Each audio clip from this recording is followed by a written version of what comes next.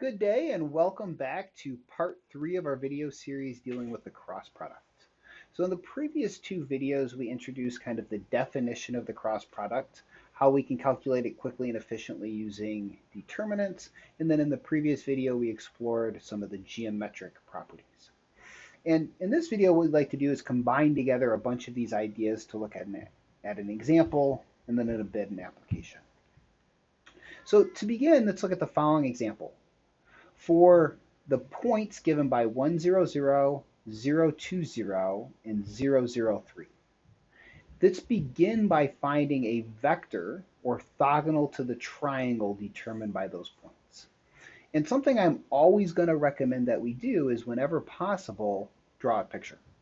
So here we're dealing with 3 points sitting specifically in the first octant. We have 1, 0, 0, 0, 2, 0, and 0, 0, 3. So I would start off with the point P, then we have Q and R. So if we sketch the triangle determined by those 3 points, we have it here in blue. Now if we want to find a vector orthogonal to the triangle, the big question we need to answer is how do we find something orthogonal? And I'm going to throw in kind of a key hint here to 2 vectors. And the answer that we have is orthogonal to 2 vectors. Well, that would come from calculating the cross product of them. Remember, the cross product of vectors A and B is perpendicular to both A and to B. So what we need to do in this example is come up with 2 vectors to use. And there's many possible ways to get 2 vectors on a triangle, such as the one here. But a key easy way would be to take the vector, which goes from P to Q, and take the vector that goes from P to R. Then the desired orthogonal vector could be the cross product of those 2 vectors. So if we think back to our experience now all the way back in 12.2, to find these displacement vectors, we simply think for PR, if I'm at P, how do I need to travel to get to R?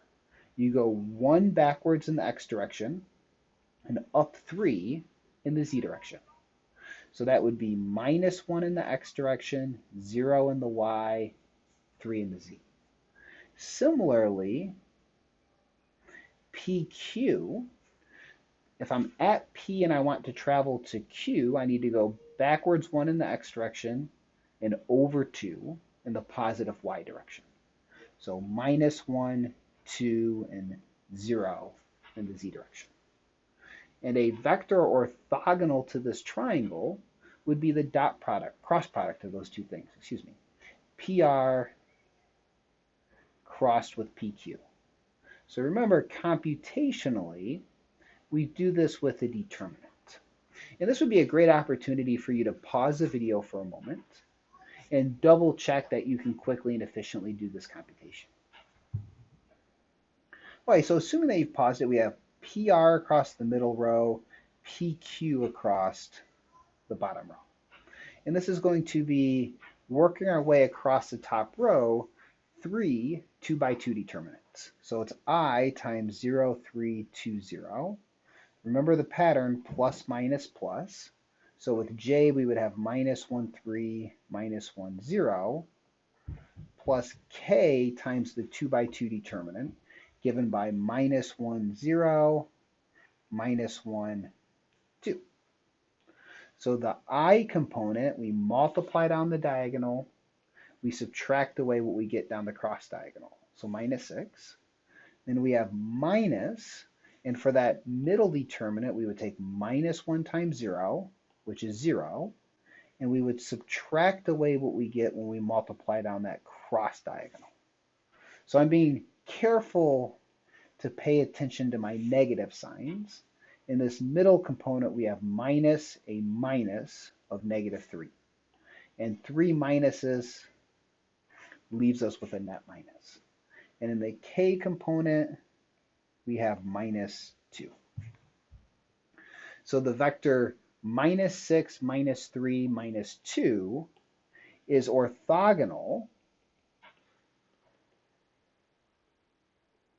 to this triangle determined by the points P, Q, and R. And if you were to think about the direction that this should point with your right hand rule, if you put your fingers in the direction of PR, the right hand, and curl them towards PQ, your thumb would be pointing kind of inward and down into the screen, which is why we have all of these negative components. So now that we've found a vector orthogonal to the triangle, a seemingly unrelated question at first is, what is the area of this triangle? And note there's various ways that you can do this, going back to maybe some analytic geometry or things that you've seen in previous courses, but I want to use this vector that we've just computed to determine the area. So I'm going to make an observation. If we kind of draw out this triangle, just kind of flatten the screen, and just say we have the points P, Q, and R. And what I would like to do is know what is the area of this triangle. And we have seen one formula related to areas, and what we saw is that if we looked at the parallelogram determined by two vectors, say PQ and PR, its area would be given by the cross product of those two vectors. But our triangle makes up a very specific portion of that area. So we'll say 1/2 the area of the parallelogram formed by PQ and PR. So we'll say A, the thing we want to find, is 1/2 the area of the parallelogram formed by PQ and PR. Which, if we look at our previous properties, that means A is 1/2 the magnitude of the cross product of PQ and PR. And if we look at the vector that we've determined above, its magnitude is going to be the square root of the sum of the components squared. So that would be 1/2 the square root of 49, which is 7/2. So the area of this triangle is going to be 7/2 units squared, but since no units were given in the problem, leaving it simply as a number 7/2 is more than okay with me.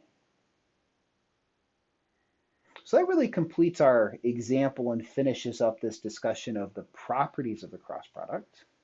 What remains now is to investigate an application.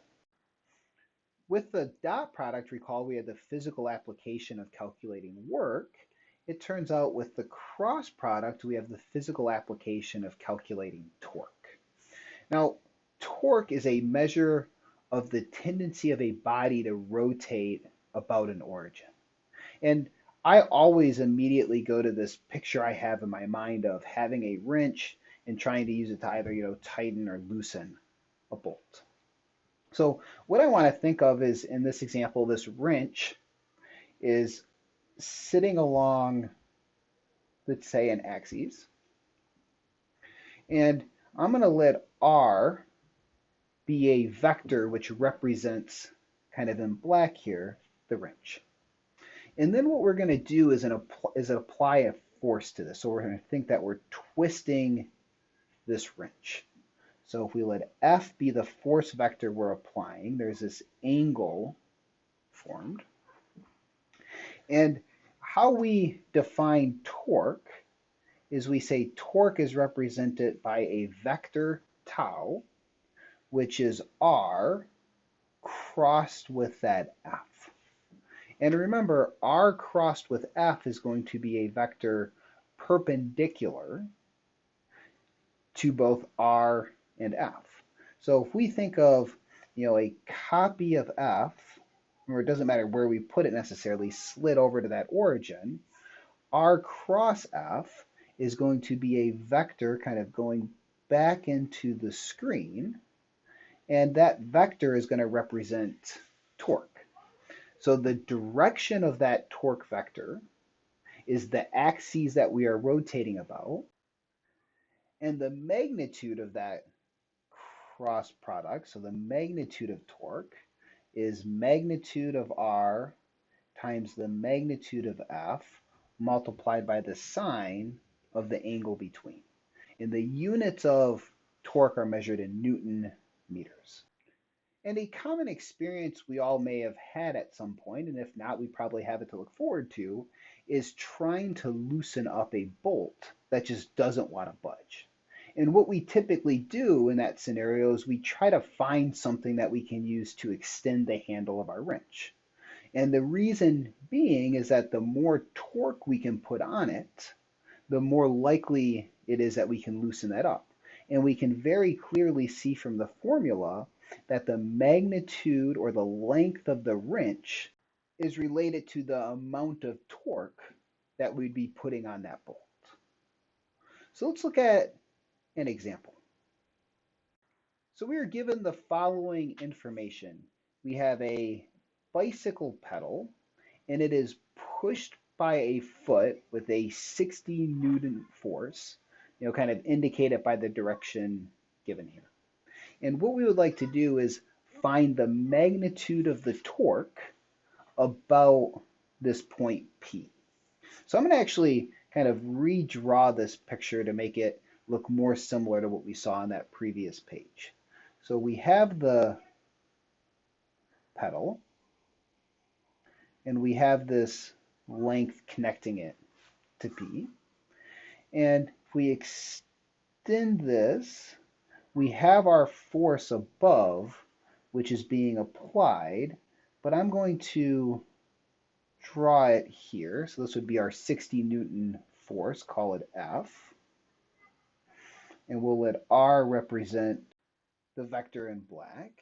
And then in terms of those angles above, we can see that we have 80 degrees being made up here, and that's coming from kind of the sum of the 70 and the 10, which means that we also have 80 degrees here. So in terms of the magnitude of the torque, so what we've seen is that the magnitude of torque is the magnitude of R, that vector representing the wrench or the body that we are rotating, multiplied by the magnitude of the force being applied and the sine of the angle between the two. So the magnitude of R, we see that R is given by something which is 18 centimeters. But we do need to be very careful with units. The magnitude of R should be measured in meters to correspond to a force, which is in newtons. So this should be 0.18 meters. And this is really kind of the key area we need to be careful with when we are dealing with units. So this would be 0.18 meters. The magnitude of our force is the 60, and then the angle between the two is the 80 that we see here. And we could leave it exactly in this form, and that would be perfectly fine with me. And here we do have units, so we could indicate that this is measured in Newton meters. And furthermore, if you wanted to get an idea of kind of the size or the amount of Newton meters being applied, if you were to plug this into your calculator, we could say this is approximately equal to 10.63 Newton meters. And to be 100% honest, I don't have an idea of how realistic this is, but once again, it would be perfectly fine to leave in this more exact form. So that finishes up our discussion of the cross product for now. What we will do in our next few videos is we will revisit the idea of the dot product, and we'll compare and contrast the two. And then we'll look at a few more examples related to these vector products. So stay tuned and take care.